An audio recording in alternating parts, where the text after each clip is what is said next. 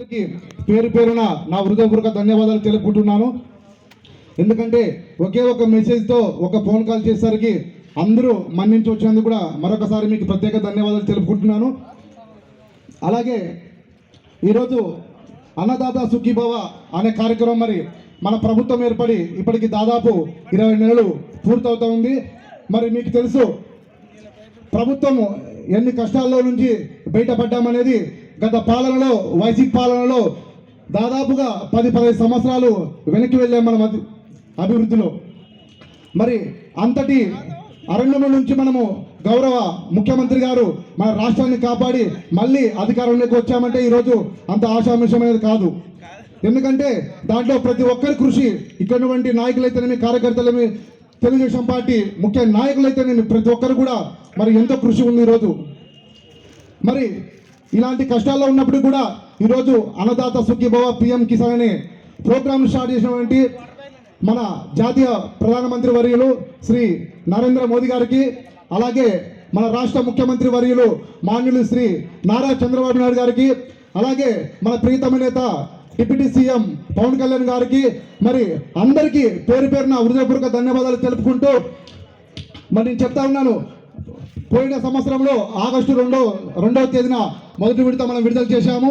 అలాగే నవంబర్ 19వ తేదీన కూడా 2వ విడత చేశాము. మళ్ళీ ఈరోజు మార్చి 13న మనము 3వ విడత విడుదల చేశాము.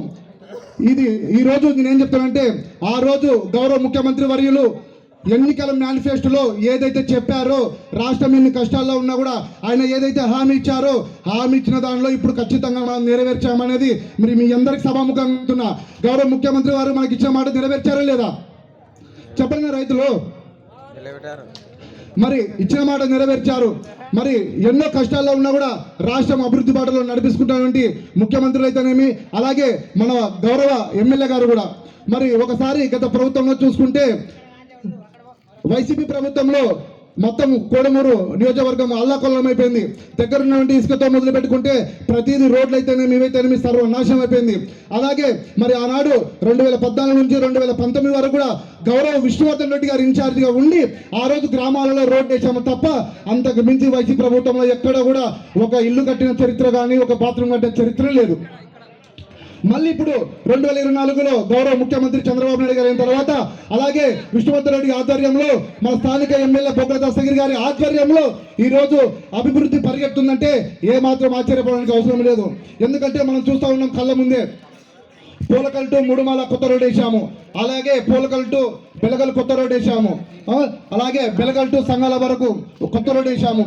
బెలగల్లో 40 సంవత్సరాల నుంచి మరి స్థానిక నాయకుల సహకారంతో, స్థానిక నాయకులు ఎంతో కష్టపడి దాని ప్రోత్సాహంతో ఈరోజు 3 కోట్ల రూపాయలతో ఎప్పుడు ఎరగని మరి సీసీ రోడ్ వేసాము.